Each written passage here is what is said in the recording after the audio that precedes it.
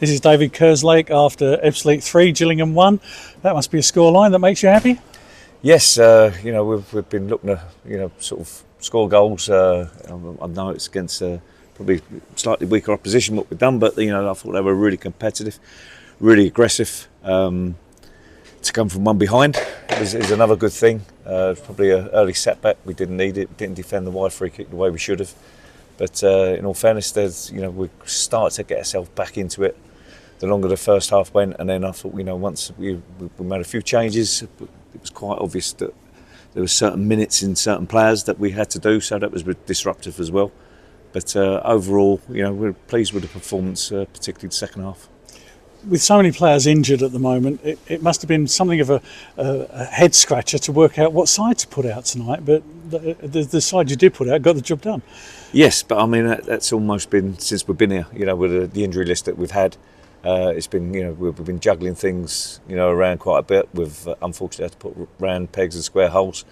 But it was no difference to them. Obviously with Jack coming back, Wes, they needed some minutes before. Particularly like Jack with his injury, so it was a pleasing night in the end. Yeah. What was the atmosphere like in the dressing room after the game? Because wins have been few and far between this season, but the lads must have enjoyed the feeling after that game finished. Yes, of course. Winning 3-1 at home. We've now sort of the one thing that is huge in football is momentum. We have to build that. We have to build that now. It's I think that's three games unbeaten now, so that's a start. Probably have to go back a little while. I'm not sure at the top of my head, but a little while before we've done that. So it's a start, and we're pleased the way things went. Do you feel after watching tonight's game that a lot of what you're putting in, what you're preaching on the training ground, is beginning to bear fruit out on the pitch? Yes, definitely. It's we've only been in sort of coming up 4 weeks now.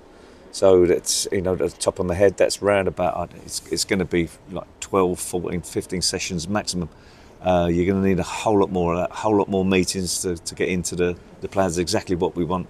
But little by little, we're getting there. As I said, that 3-game unbeaten now, we'll look to build on that Saturday and go there with confidence. I suppose the one thing you didn't have tonight, and you may not have on Saturday, I don't know, is a settled side. That's probably something that you'd like to work towards when players come back from injury. Yeah, it's something we know. Any manager knows at the start of the season. If you've got whatever amount of squad you have, it takes everybody to be pulling in the same direction. Everybody's going to be in and out with injury, suspensions. So everybody plays a part. Unfortunately, as I said, we're not going to cry in, but it has been tough with since we've been here. But we're gradually getting players back now, so there's things to look forward to.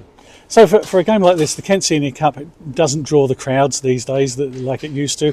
But for you as a coach and Harry Watling as the manager, it must be a very useful exercise in terms of you're new in the club for you to see the players you've got in the squad perform in a match situation.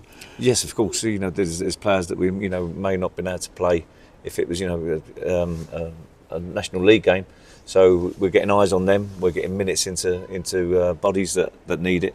So it's a well-worth exercise, yes. Yeah. And as you say, momentum is the key thing. And to have 3 games unbeaten, psychologically, that's got to help a great deal. Yes, the managers just praised them in there, particularly for the second half. As I said, we're 3 games unbeaten now. You need to start somewhere, and I'm pretty sure this is we can build on this.